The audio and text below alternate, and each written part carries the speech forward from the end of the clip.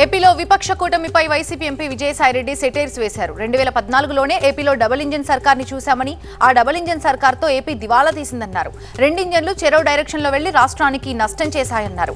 నాడు గ్రామీణాభివృద్ధి నిలిచిపోయి అవినీతి పెరిగిపోయిందంటూ ట్వీట్ చేశారు విజయసాయి. పవన్ కళ్యాణ్ పై ఎంపీ మార్గాని భరత్ విమర్శల దాడి పెంచారు. వైసీపీ అభ్యర్థులను పవన్ కళ్యాణ్ ఆహ్వానించడం హాస్యాస్పదంగా ఉందన్నారు. పిఠాపురంలో ఓటమి తప్పదనే భావనలో పవన్ ఉన్నాడన్నారు. పవన్ ఒక అమాయకుడు, ఏం మాట్లాడతారో ఆయనకే క్లారిటీ ఉంటుందన్నారు. కాకినాడ పార్లమెంట్ పరిధిలో 6 ఎమ్మెల్యే స్థానాలకు కాపులను వైసీపీ కేటాయించిందని గుర్తు చేశారు. కూటమి తరపున ఎంతమంది కాపులకు సీట్లు ఇచ్చారో చెప్పాలంటున్నారు భరత్. విజయవాడ వెస్ట్ సీటుపై బీజేపీ ఎన్టీఆర్ జిల్లా అధ్యక్షుడు అడ్డూరి శ్రీరామ్ కీలక వ్యాఖ్యలు చేశారు. వెస్ట్ సీటుపై ఇప్పటికే చర్చలు ముగిశాయని, బీజేపీకే టికెట్ అంటున్నారు. 2014 పొత్తు లెక్కల ప్రకారం బీజేపీకే టికెట్ వస్తుందన్నారు. పొత్తులో త్యాగాలు సహజం, జనసేన కలిసి వస్తుందని భావిస్తున్నామని చెప్పారు అడ్డూరి. బీజేపీ ఆత్మీయ సమావేశం ముగిశాక అడ్డూరి శ్రీరామ్ ఈ వ్యాఖ్యలు చేశారు.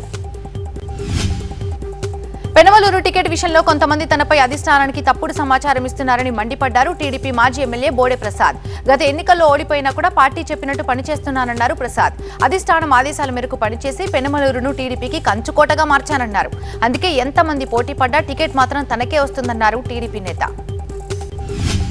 రాజోలు జనసేన పార్టీ అభ్యర్థిగా రిటైర్డ్ ఐఏఎస్ దేవ వరప్రసాద్ కి టికెట్ కేటాయించారు. మకిలిపురం మండలం దిండి గ్రామానికి చెందిన వరప్రసాద్, మరో నేత బొంతు రాజేశ్వరరావులు టికెట్ కోసం పోటీ పడ్డారు. చివరకు వరప్రసాద్ టికెట్ దక్కడంతో రాజేశ్వరరావు వర్గీయులు ఆందోళన చెందుతున్నారు. రాపాక ప్రాతినిధ్యం వహించిన చోట ఈసారి ఫైట్ ఆసక్తికరంగా ఉండనుంది. ప్రాథమిక ఆరోగ్య కేంద్రాల్లో డెంటల్ సర్జన్ ని నియమించాలని డిమాండ్ చేశారు సిర్పూర్ కాగజ్ నగర్ ఎమ్మెల్యే పాల్వాయి హరీష్. పెద్దపల్లి జిల్లా సుల్తానాబాద్ లో ఏర్పాటు చేసిన మెగా ఉచిత దంత వైద్య శిబిరానికి హాజరై మాట్లాడారు ఎమ్మెల్యే. తెలంగాణ డెంటల్ డాక్టర్స్ సమస్యలపై అసెంబ్లీలో చర్చిస్తారని తెలిపారు ఎమ్మెల్యే.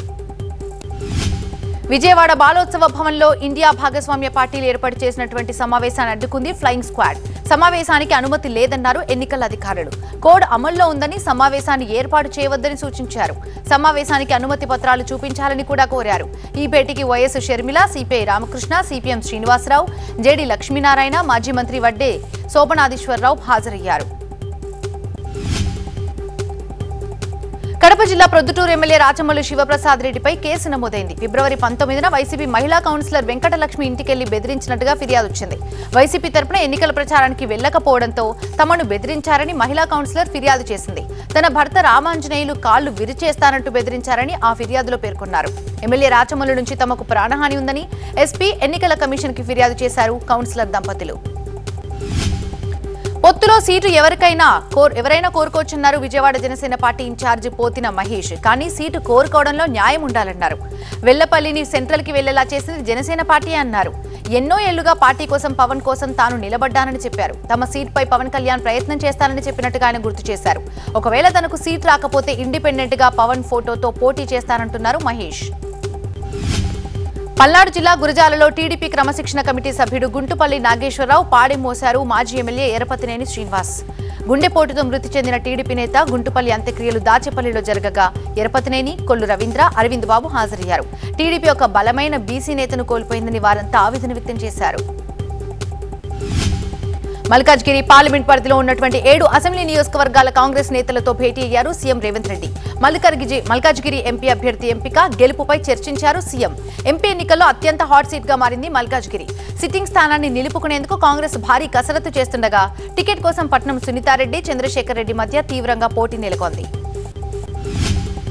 ఎంపీగా కరీంనగర్ కి బండి సంజయ్ చేసిందేం లేదన్నారు బీఆర్ఎస్ అభ్యర్థి వినోద్ కుమార్. కేంద్రంలో బీజేపీ అధికారంలో ఉన్న కరీంనగర్ కి నిధులు తేవటంలో విఫలమయ్యారని విమర్శించారు.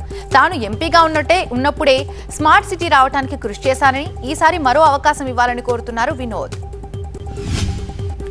బస్తీ పర్యటనలో భాగంగా బాగ్ అంబర్పేట్ డివిజన్లో పర్యటించారు కేంద్ర మంత్రి కిషన్ రెడ్డి. ప్రజల సమస్యలని అడిగి తెలుసుకున్నారు. రానున్న ఎన్నికల్లో నరేంద్ర మోడీ నాయకత్వంలో ఎన్డీఏ కూటమి 400 సీట్లు గెలుస్తుందన్నారు. మోడీ నాయకత్వాన్ని మళ్లీ ప్రజలు కోరుకుంటున్నట్టుగా చెప్పారు కిషన్ రెడ్డి. మోదీ నాయకత్వాన్ని బలపరచాలని కోరారు కేంద్ర మంత్రి. నిజామాబాద్ డీసీసీబీ చైర్మన్ పదవి కాంగ్రెస్ కైవసం చేసుకుంది. డీసీసీబీ చైర్మన్ భాస్కర్ రెడ్డిపై అవిశ్వాసం నెగ్గింది. ఫలితంగా పదవి కోల్పోయాడు పోచారం తనయుడు భాస్కర్ రెడ్డి. ప్రత్యేక సమావేశానికి 17 మంది డైరెక్టర్లు హాజరయ్యారు. వైస్ చైర్మన్ రమేష్ రెడ్డికి ఇన్ఛార్జి బాధ్యతలు అప్పగించారు అధికారులు. రాజేంద్రనగర్ బండ్లగూడ జాగీర్ కార్పొరేషన్ లో అవిశ్వాసం నెగ్గింది. మొత్తం కార్పొరేషన్ లో 22 మంది సభ్యులుండగా మేయర్ మహేందర్ గౌడ్ కి వ్యతిరేకంగా 16 ఓట్లు పడ్డాయి. అవిశ్వాస తీర్మానానికి మేయర్ వర్గం గైర్హాజరైంది. త్వరలో కొత్త మేయర్ ని ఎన్నుకోనున్నారు కార్పొరేటర్లు. తెలంగాణలోని 17 ఎంపీ స్థానాల్లో బీజేపీదే గెలుపు అని ధీమా వ్యక్తం చేశారు ఆ పార్టీ నేత రఘునందన్ రావు. కాంగ్రెస్, బీఆర్ఎస్ మధ్య చీకటి ఒప్పందం ఉందని ఆరోపించారు. పరస్పరం సహకరించుకునేందుకు ఇరు పార్టీల మధ్య ఒప్పందం కుదిరిందన్నారు. కాంగ్రెస్, బీఆర్ఎస్ ని ప్రజలు నమ్మే పరిస్థితే లేదన్నారు. మోదీ మూడోసారి ప్రధాని కావటం ఖాయమని ధీమాగా చెప్పారు రఘునందన్ రావు. డబ్బు సంచులతో వెళ్లే వారికి టీడీపీ టికెట్లు ఇస్తుందన్నారు వైసీపీ ఎంపీ అభ్యర్థి కిలారి రోషయ్య. విదేశాల నుంచి దిగుమతైన వారు రాజకీయాలు చేయాలనుకుంటున్నారని కూడా విమర్శించారు. వాలంటీర్లపై టీడీపీ తప్పుడు ప్రచారం చేస్తోందని, ఇకనైనా వారి పద్ధతి మార్చుకోవాలని హితవు పలికారు కిలారి.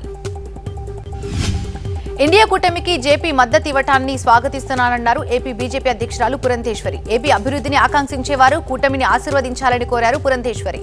రానున్న ఎన్నికల్లో తమ గెలుపు ఖాయమన్నారు మాజీ మంత్రి. రేపు బీజేపీ సెంట్రల్ ఎలక్షన్ కమిటీ మరోసారి భేటీ కానుంది. ఏపీ సహా పలు రాష్ట్రాల్లో అభ్యర్థుల ఎంపికపై చర్చించనుంది.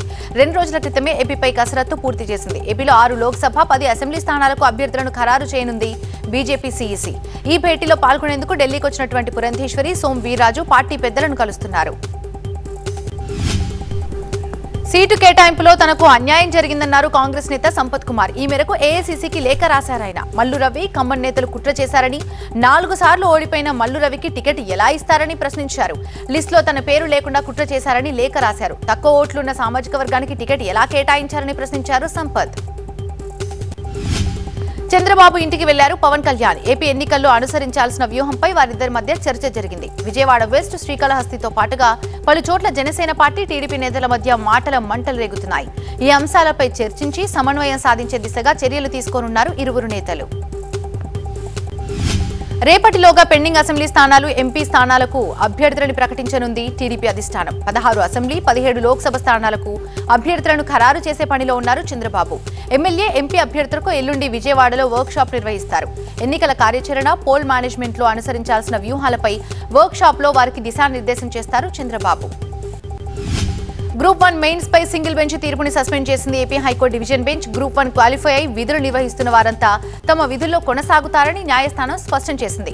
తదుపరి విచారణ వచ్చే వారానికి వాయిదా వేసింది హైకోర్టు. గతంలో జరిగిన గ్రూప్ 1 మెయిన్స్ రద్దు చేసి మళ్లీ నిర్వహించాలని ఇటీవల ఆదేశాలిచ్చింది సింగిల్ బెంచ్. ఈ తీర్పుని సవాల్ చేస్తూ ఏపీ ప్రభుత్వం డివిజన్ బెంచ్ లో అప్పీల్ చేసింది. ఫోన్ ట్యాపింగ్ వ్యవహారంలో విచారణ ఎదుర్కొంటున్న ఎస్ఐబీ మాజీ డీఎస్పీ ప్రణీత్ రావుకి తెలంగాణ హైకోర్టులో చుక్కెదురైంది. ప్రణీత్ రావు పిటిషన్ ని కొట్టేసింది హైకోర్టు. ఫోన్ ట్యాపింగ్ వ్యవహారంలో కస్టడీని సవాల్ చేస్తూ ప్రణీత్ రావు పిటిషన్ వేశారు. కస్టడీపై కింది కోర్టు తీర్పును సమర్థించింది హైకోర్టు. ప్రస్తుతం 5వ రోజు కొనసాగుతోంది ప్రణీత్ రావు కస్టడీ. ఎన్నికల కమిషన్ ముందుకెళ్లారు ప్రకాశం, నంద్యాల, పల్నాడు ఎస్పీలు. ఆళ్లగడ్డ, గిద్దలూరు, మాచర్లలో హింసాత్మక ఘటనలపై వివరణ ఇచ్చారు. 3 జిల్లాలకు చెందిన నేతలు, ఎస్పీలు దీనిపై క్లారిటీ ఇచ్చారు. ఎన్నికల్లో శాంతి భద్రతలకు ఎలాంటి విఘాతం కలిగినా కఠిన చర్యలు తీసుకోవాలని సూచించింది ఎన్నికల సంఘం. దీంతో 3 జిల్లాల ఎస్పీలు ఈసీ ముందు హాజరై వివరణ ఇచ్చారు. చాకలి ఐలమ్మ విగ్రహాన్ని తొలగించడంపై మల్కాజ్గిరి జ్యోతినగర్లో రజకులు ఆందోళనకు దిగారు. విగ్రహాన్ని తొలగించిన వారిని వెంటనే అరెస్ట్ చేసి కఠినంగా శిక్షించాలని డిమాండ్ చేశారు. వెంటనే అక్కడ విగ్రహం పెట్టించాలని డిమాండ్ చేస్తున్నారు వారంతా. ఏపీలో అసెంబ్లీ, పార్లమెంట్ ఎన్నికల కారణంగా ఎంసెట్ పరీక్షల షెడ్యూల్ ని మార్చారు. మే 13న జరగాల్సినటువంటి పరీక్షలు 16కి వాయిదా వేశారు. జూన్ 3న జరగాల్సిన పీజీ సెట్ పరీక్షలని జూన్ 10వ తారీఖుకి పోస్ట్ పోన్ చేశారు. యాదగిరిగుట్టలో లక్ష్మీ నరసింహస్వామి వారి వార్షిక బ్రహ్మోత్సవాలు నేటితో ముగుస్తాయి. వాళ్ళ స్వామివారికి అష్టోత్తర శతఘట్టాభిషేకం వైభవంగా నిర్వహిస్తారు. రాత్రికి స్వామివారి శృంగార డోలోత్సవంతో ఉత్సవాలు పరిసమాప్తమవుతాయి. అల్లూరు జిల్లా గొంటువానిపాలెం అటవీ ప్రాంతంలో గన్తో వేటకు వెళ్తున్న ఇద్దరిని అరెస్ట్ చేశారు ఫారెస్ట్ అధికారులు. గన్ను సీజ్ చేసి స్టేషన్ కి తరలించారు. నిందితుల్లో ఒకరు రిటైర్డ్ ఏఎస్ఐ కావడంతో విచారిస్తున్నారు. ప్రజల నుంచి కాంగ్రెస్ సేకరించిన సొమ్మును ఫ్రీజ్ చేశారని ఆరోపించారు కాంగ్రెస్ అగ్రనేత సోనియా గాంధీ. తమ ఖాతాల్లోని నగదును ఐటీ లాక్కుందన్నారు. అధికార పక్షం అప్రజాస్వామికంగా వ్యవహరిస్తుందన్నారు ఆమె. దేశ చరిత్రలో ఇలా ఎప్పుడూ జరగలేదని చెప్పారు సోనియా గాంధీ. బీజేపీకి ఎలక్టోరల్ బాండ్ ద్వారా 1000 కోట్లు వచ్చాయన్నారు కాంగ్రెస్ చీఫ్ ఖర్గే రాహుల్. కాంగ్రెస్ ఖాతాలను మాత్రం ఫ్రీజ్ చేశారన్నారు. ఫ్రీజ్ చేసిన మా ఖాతాలను వెంటనే విడుదల చేయాలని డిమాండ్ చేశారు. అధికార పక్షానికి 56% నిధులొస్తే కాంగ్రెస్ కి 11% నిధులే వచ్చాయని గుర్తు చేశారు. కృష్ణా జిల్లా మచిలీపట్నంలో సాయుధ బలగాలు కవాతు చేశాయి. బందరు సబ్ డివిజన్ పోలీసుల ఆధ్వర్యంలో నగర వీధుల్లో ఫ్లాగ్ మార్చ్ చేశాయి. ఎన్నికల్లో స్వేచ్ఛగా ఓటు వేయాలని ప్రజలకు పిలుపునిచ్చారు డీఎస్పీ సుభాని. ఏలూరు జిల్లాను అకాల వర్షాలు భయపెడుతున్నాయి. పోలవరంలో భారీ వర్షం, పెనుగాలులు బీభత్సానికి వందల ఎకరాల్లో మొక్కజొన్న నేలవాలింది. రాకాసి గాలులకు భారీ వృక్షాలు నేలకూలాయి. పలు ప్రాంతాల్లో విద్యుత్ స్తంభాలు విరిగిపడి సరఫరా నిలిచిపోయింది. ఛత్తీస్గఢ్ ప్రభుత్వంతో చర్చలకు సిద్ధమంటూ మావోయిస్టులు లేఖ రాశారు. 6 నెలల పాటు సాయుధ బలగాలను శిబిరాలకి పరిమితం చేసి తప్పుడు ఎన్కౌంటర్లు అరికట్టాలని షరతులు విధించారు. ప్రభుత్వం కూడా మావోలతో చర్చలకు సిద్ధమని ప్రకటించింది. బెంగళూరులో నీటి కష్టాలు తారాస్థాయికి చేరాయి. సరఫరా చేయలేక వాటర్ బోర్డు చేతులెత్తేసింది. నీటి కొరతతో హోలీ వేడుకలపై ప్రభుత్వం ఆంక్షలు విధించింది. పూల్ పార్టీస్, రెయిన్ డాన్స్లపై కూడా నిషేధాలు విధించారు. హోలీపై ఆంక్షలేంటి అని ఆగ్రహిస్తున్నాయి అటు హిందూ సంఘాలు. తమిళనాడు పుదుకోటై జిల్లాలో మాజీ మంత్రి విజయభాస్కర్ ఇంటిపై ఈడీ అధికారులు దాడులు చేశారు. ఆదాయానికి మించి ఆస్తులున్నాయనే ఆరోపణలతో ఇళ్లు, ఆఫీసులో సోదాలు చేశారు. ఢిల్లీ కబీర్ నగర్ లో 2 అంతస్తుల పాత భవనం కూలి 2 చనిపోయారు. మరొకరి పరిస్థితి విషమంగా ఉన్నట్టు తెలుస్తోంది. మృతులను అర్షద్, తౌహీద్ గా గుర్తించారు పోలీసులు. తీవ్రంగా గాయపడిన రేహాన్ ని ఆసుపత్రికి తరలించి ట్రీట్మెంట్ అందిస్తున్నట్టు చెప్పారు డీసీపీ జాయ్ చిర్కి. కాకినాడ జిల్లా Pithapuram YCP sitting MLA Pendem దొరబాబుకు తాడేపల్లి సీఎం క్యాంపు కార్యాలయం నుంచి పిలుపు వచ్చింది. పవన్ కళ్యాణ్ పిఠాపురం నుంచి పోటీ చేస్తుండటంతో గెలుపు వ్యూహం రచిస్తోంది వైసీపీ. ఇందులో భాగంగా కలిసి వచ్చే ఏ అంశాన్ని కూడా వదలట్లేదు. పిఠాపురం సీటు దక్కకపోవడంతో గత 2 నెలలుగా సైలెంట్ గా ఉన్నారు దొరబాబు. సాయంత్రం 4 గంటలకి తాడేపల్లి సీఎం క్యాంపు కార్యాలయానికి చేరుకోనున్న దొరబాబును బుజ్జగించనున్నారు పార్టీ పెద్దలు. కర్ణాటక మాజీ సీఎం సదానంద గౌడ రాజకీయాలకి గుడ్ బై చెప్పారు. కాంగ్రెస్ వారు ఆహ్వానించినా తాను చేరలేదన్నారు. టికెట్ దక్కకపోవడం బాధ కలిగించిందన్నారు. అందుకు కారణమైన వారు పశ్చాత్తాపపడక తప్పదన్నారు. ఐపీఎల్ మహాసమరానికి వేలైంది. రేపటి నుంచి జరిగే లీగ్ మ్యాచ్ల కోసం అన్ని జట్లు రెడీ అవుతున్నాయి.